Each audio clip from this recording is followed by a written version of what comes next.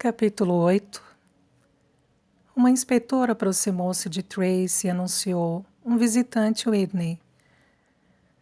Tracy fitou-a com uma expressão de surpresa. Um visitante? Quem poderia ser? E subitamente ela compreendeu. Charles. Ele viera procurá-la no final das contas. Mas chegara atrasado demais, não estava ali quando precisava dele desesperadamente. Pois nunca mais precisarei dele, nem de qualquer outra pessoa. Tracy acompanhou a inspetora pelo corredor até a sala das visitas. Tracy entrou. Um homem totalmente estranho estava sentado a uma pequena mesa de madeira. Era um dos homens mais desprovidos de atrativos que Tracy já conhecera. Era baixo, o corpo inchado, andrógeno, um nariz saliente, a boca pequena, com uma expressão amargurada. Tinha a testa alta e projetada para a frente. Olhos castanhos profundos, ampliados pelas lentes grossas dos óculos. Ele não se levantou. Meu nome é Daniel Cooper. O diretor me concedeu permissão para falar com você. Sobre o quê? Indagou Tracy desconfiada. Sou um investigador da AIPS, a Associação Internacional de Proteção do Seguro. Um de meus clientes segurou o Renoir que você roubou do Sr. Joseph Romano. Tracy respirou fundo. Não posso ajudá-lo, pois não roubei o quadro. Ela encaminhou-se para a porta, mas parou ao ouvir as palavras seguintes de Cooper. Sei disso. Tracy tornou a virar-se e fitou-o, todos os sentidos alerta, cautelosa. Ninguém roubou o quadro. Foi vítima de uma armadilha, Sra. Whitney. Lentamente, Tracy se arriou numa cadeira. O envolvimento de Daniel Cooper com o caso começou 3 semanas antes, quando fora chamado à sala de seu superior J. J. Reynolds, na sede da AIPS em Manhattan. Tenho um trabalho para você, Dan. Daniel Cooper detestava ser chamado de Dan. Serei breve. Reynolds tensionava ser o mais breve possível, porque Cooper o deixava nervoso. Na verdade, Cooper deixava nervosos a todos na organização. Era um homem estranho, esquisito, como muitos o descreviam. Daniel Cooper se mantinha totalmente isolado. Ninguém sabia onde ele morara, se era casado ou tinha filhos, não confraternizava com ninguém, jamais comparecia às festas do escritório ou mesmo às reuniões. Era um solitário. Reynolds só o tolerava porque o homem era um verdadeiro gênio.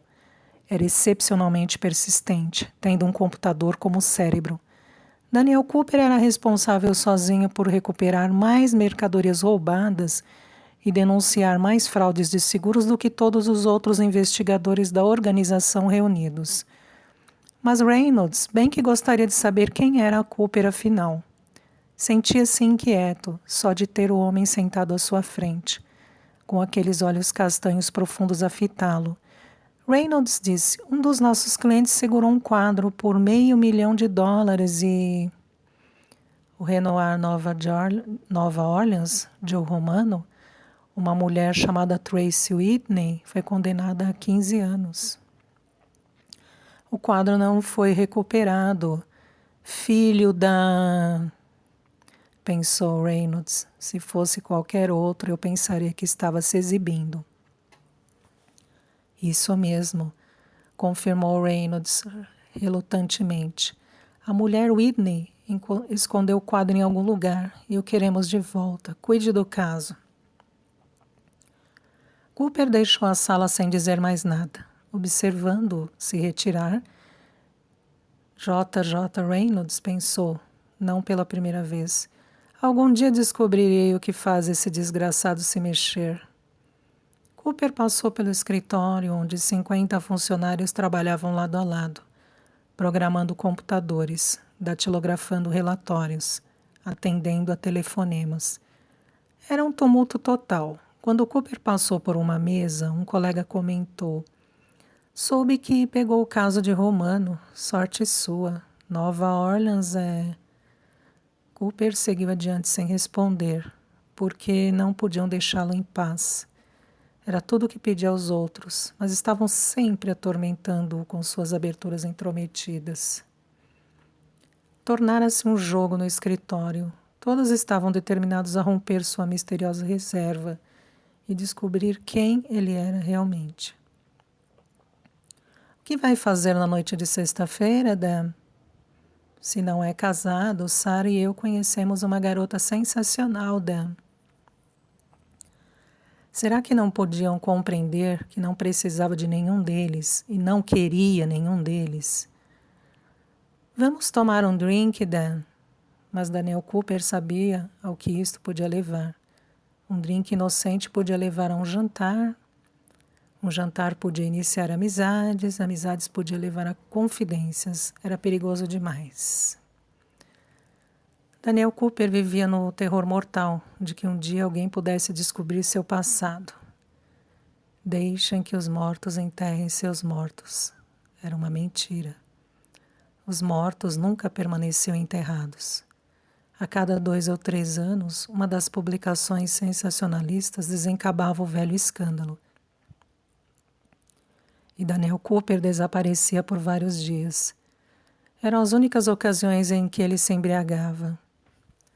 Daniel Cooper poderia manter um psiquiatra ocupado em tempo integral, se fosse capaz de expor suas emoções, mas nunca seria capaz de falar do passado a ninguém. A única peça de evidência física que conservava daquele dia terrível há tanto tempo era um recorte de jornal, desbotado e amarelado, trancado seguramente em seu quarto, onde ninguém poderia encontrá-lo. Ele o olhava de vez em quando, como uma punição, mas cada palavra da notícia se achava gravada a fogo em sua mente. Ele tomava um banho de chuveiro pelo menos 3 vezes por dia, mas nunca se sentia limpo. Acreditava firmemente no inferno e no fogo do inferno. Sabia que a sua única salvação neste mundo era a expiação. Tentara ingressar na força policial de Nova York, mas fora reprovado no exame físico por estar 10 centímetros abaixo da altura mínima. Tornara-se então um investigador particular. Pensava em si mesmo como um caçador, perseguindo aqueles que violavam a lei. Era a vingança de Deus, um instrumento que lançava a ira de Deus sobre as cabeças dos malfeitores. Era a única maneira pela qual podia expiar o passado e preparar-se para a eternidade. E ele especulou se haveria tempo de tomar um banho de chuveiro antes de pegar o avião. A primeira parada de Daniel Cooper foi em Nova Orleans. Passou 5 dias na cidade. Antes de terminar, já sabia de tudo o que precisava saber a esse respeito de Joe Romano. Antônio Orsatti, Perry Pope e o juiz Henry Lawrence. Cooper leu as transcrições da audiência inicial de Tracy Whitney e da sessão em que ela foi condenada. Conversou com o tenente Miller e soube do suicídio da mãe de Tracy Whitney. Procurou Otto Schmidt e descobriu como a companhia das Whitneys fora roubada. Daniel Cooper não tomou qualquer anotação em todas as conversas, mas poderia repetir cada uma literalmente. Tinha 99% de certeza que Tracy Whitney era uma vítima inocente. Mas, para Daniel, essa era uma porcentagem inaceitável. Ele voltou para Filadélfia e conversou com Clarence Desmond, o vice-presidente do banco em que Tracy Whitney trabalhara. Charles Stanhope, terceiro, recusou-se a recebê-lo. Agora, olhando para a mulher sentada à sua frente, Cooper estava 100% convencido de que ela nada tinha a ver com o roubo do quadro. Estava pronto para escrever seu relatório. Romano a incriminou falsamente, senhorita Whitney. Mais cedo ou mais tarde, ele alegaria o roubo do quadro e reclamaria o seguro. Você simplesmente apareceu por acaso no momento oportuno e facilitou-lhe tudo. Tracy podia sentir seu coração disparar.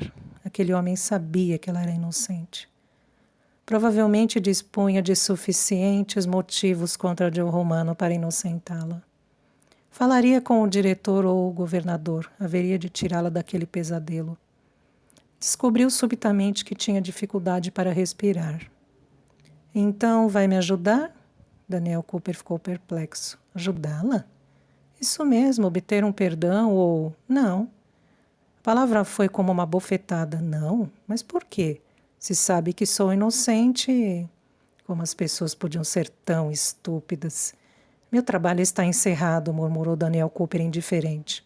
Quando voltou a seu quarto no hotel, a primeira providência de Cooper foi despir-se e entrar debaixo do chuveiro. Esfregou-se da cabeça aos pés, deixando que a água quente enxugasse o corpo por quase meia hora. Depois de se enxugar e vestir, sentou e escrever seu relatório. Para J. J. Reynolds, relatório número Y728304112. De Daniel Cooper. Assunto: Deux feux dans le café rouge, Renoir. Olhos sobre tela.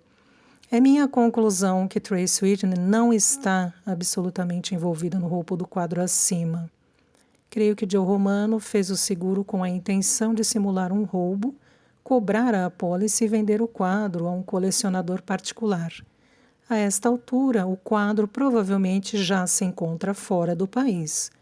Como a obra é bastante conhecida, eu esperaria que aparecesse na Suíça, onde existe uma lei de proteção à compra de boa-fé. Se um colecionador declarar que comprou uma obra de arte em boa-fé, o governo suíço permite que a mantenha, mesmo sendo roubada. Recomendação: como não há prova concreta da culpa de Romano, nosso cliente terá que pagar. Além disso, seria inútil procurar Trace Whitney para a recuperação do quadro ou a cobrança de indenização, já que ela não tem conhecimento do quadro, nem quaisquer bens para cobrir os prejuízos, ao que eu pudesse descobrir. Acresce que ela estará encarcerada na penitenciária meridional de Louisiana para mulheres pelos próximos 15 anos. Daniel Cooper fez uma pausa, pensando em Trace Whitney. Calculou que outros homens poderiam considerá-la bonita. E especulou, sem qualquer interesse real, o que 15 anos na prisão lhe fariam. Mas não era relevante. Daniel Cooper assinou o relatório e debateu-se. Havia tempo para tomar outro banho de chuveiro.